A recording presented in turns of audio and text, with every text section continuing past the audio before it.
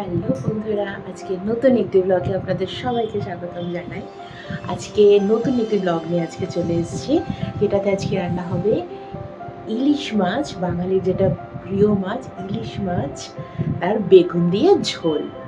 তো চলুন দেখা যাক কি করে ইলিশ মাছ খুব তাড়াতাড়ি, আর চটজলদি মাছ বলতে ইলিশ মাছের তো জুড়িয়ে রাখা। তো ইলিশ মাছ বেগুন দিয়ে কালো জিরে ফোড়ন দিয়ে পাতলা ঝোল।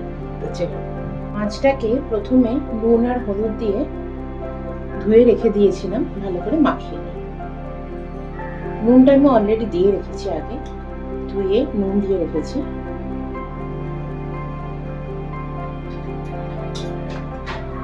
খুব বেশি পরিমাণ হলুদ দিতে লাগবে না।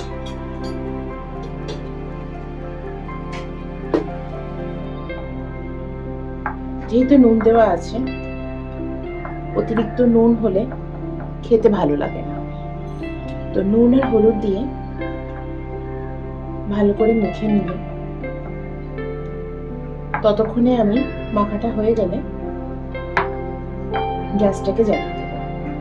আর এই মাছটা এইটুকুনি নয়, আগের দিন এটার আমি একটা ভিডিও দিয়েছিলাম কি কি মাছ আমি আগের দিন এনেছিলাম। তো তার মধ্যে থেকে এই কটা পিস আছে, আমি আরো 4 পিস সেগুলো ভাজা হয়ে গেছে। তো নুন হলুদ দিয়ে ভালো করে মাখানো হয়ে গেছে। এবার আমি গ্যাসটাকে অন করে দেব।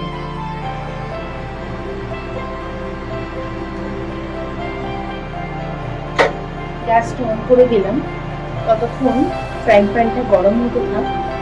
আমি মাছটাকে সাইড করে রেখে বেগুনগুলোকে কাটি। ফ্রিজে ছিল, একটু শুকিয়ে গেছে, কিন্তু বেগুনগুলোকে ততক্ষণ আমি কাটি নেব। আপনারাও সেই সঙ্গে দেখতে থাকুন।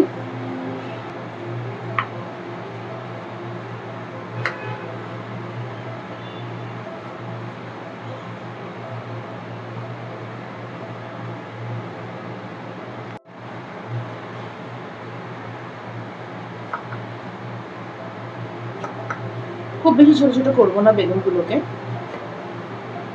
কারণ এমনিতেই বেগুনগুলো গলে যাবে খুব তাড়াতাড়ি। হালকা করে এটাকে ভেজে নিতে হবে। তো বেগুনগুলোকে আমি কেটে নিতে নিতে আমি ফ্রাইং প্যানে ততক্ষণ তেলটা দিয়ে দিই।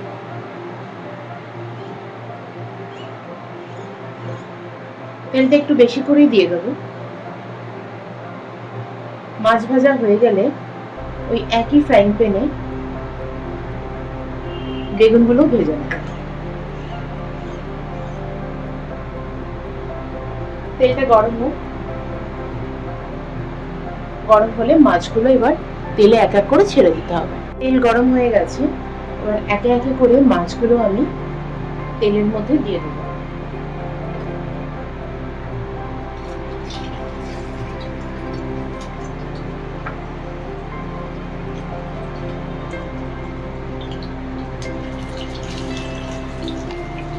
আপনারাও চাইলে ঢাকনাটা হাতে রাখতে পারেন, কারণ এখনকার মাছ ফোটার ভীষণ সম্ভাবনা থাকে।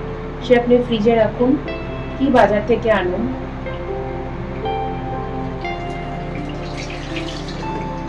এত ফোটে। আপনি সেই মতন করে মাছগুলো আমার দেওয়া হয়ে গেছে, ঢাকা দিয়ে দেবো, ফ্লেমটাকে হাই করে দেবো। মাছটা তখন ভাজা হোক, তার সঙ্গে কি কি লাগছে আমি আপনাকে একটু দেখিয়ে দিই। বেগুনটা আমার কাটা হয়ে গেছে, বেগুনটা আমি কেটে ধুয়ে রেখেছি। আর তার সঙ্গে নিচ্ছি, মাছগুলো ভাজা হতে হতে এর সঙ্গে নিচ্ছি আমি ওই একটা ছেঁড়া কাঁচা লঙ্কা, যা আমি ছিঁড়ে নিয়েছি, হলুদ আর কালো জিরে। মাছগুলো ভাজা হয়ে গেলে উঠিয়ে রেখে সেই তেলে বেগুনগুলো ভেজে আমি ফোড়নগুলো দিয়ে বাকি রান্নাটা করব। মাছগুলো ভাজা হয়ে গেছে, মাছগুলো তুলে রাখলাম। এবার ওই একই তেলে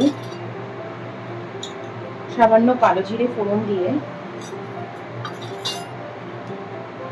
বেগুনগুলোকে দিয়ে দেবো।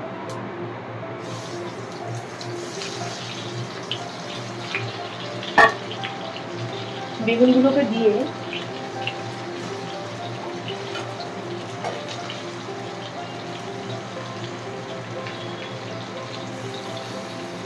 একটু নাড়াচাড়া করে, লঙ্কাগুলো এখনই দেবো না, বেগুনগুলো একটু মজে যাক।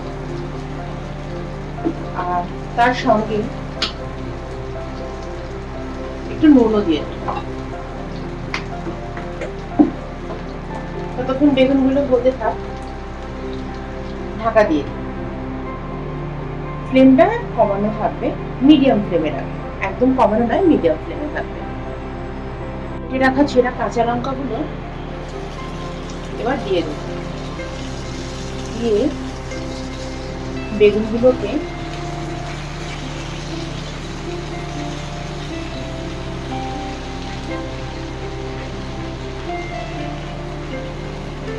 একটু নাড়াচাড়া করে দেব।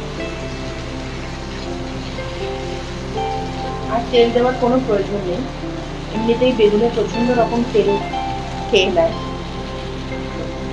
যা তেল আছে এটা যথেষ্ট।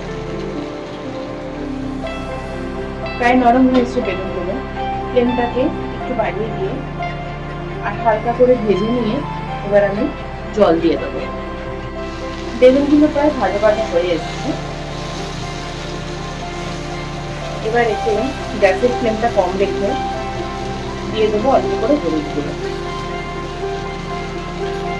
বেশি দেওয়ার প্রয়োজন নেই, অনেকে আপনারা জিরের গুঁড়ো ইউজ করেন, কিন্তু আমার মনে হয় জিরের গুঁড়োতে না এই যে গন্ধটা, ইলিশের গন্ধটা, একটা নিজস্ব যে গন্ধ, সেটা নষ্ট হয়ে যায়।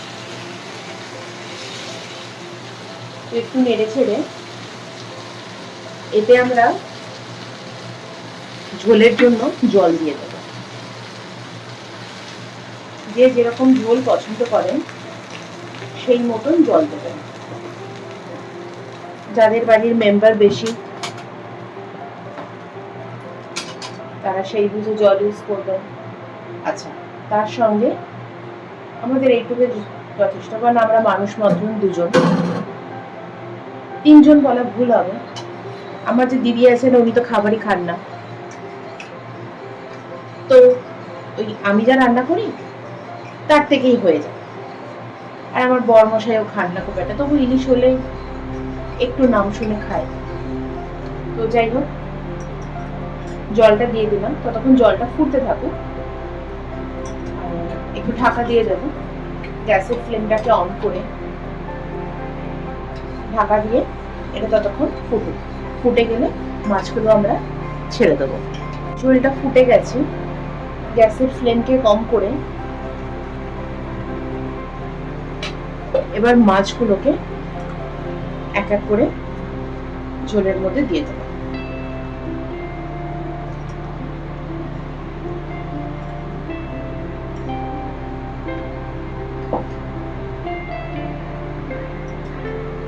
মাছগুলো দেওয়া হয়ে গেলে আবার খানিকক্ষণ ঢাকা দিয়ে মাছগুলোকে একটু ফুটতে দেব।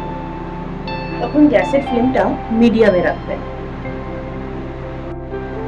মাছগুলো ভালো মতো ফুটে গেছে, এবার আমি গ্যাসটাকে বন্ধ করে মাছটাকে ভেড়ে নেব। তাহলে এই নিন, আমাদের রেডি হয়ে গেল বেগুন দিয়ে ইলিশের তেল ঝোল। যার যার ভালো লাগলো রেসিপিটা বাড়িতে অবশ্যই ট্রাই করবেন, আর আমাকে কমেন্টস করবেন যে কার কেমন লাগলো। অবশ্যই লাইক করতে ভুলবেন না, আমার পেজটিকে সাবস্ক্রাইব করতে ভুলবেন না, আর বেল আইকনকে প্রেস করে রাখবেন যাতে নতুন নতুন আরো ভিডিও পাওয়ার জন্য আপনারা যাতে নোটিফিকেশন পেয়ে যান। তাহলে চলুন, আজকের মতন আমি শেষ করছি। সবাই ভালো থাকবেন, সুস্থ থাকবেন, আবার দেখা হচ্ছে পরের একটা নতুন ভিডিওতে। তাহলে চলুন, টাটা, বাই বাই।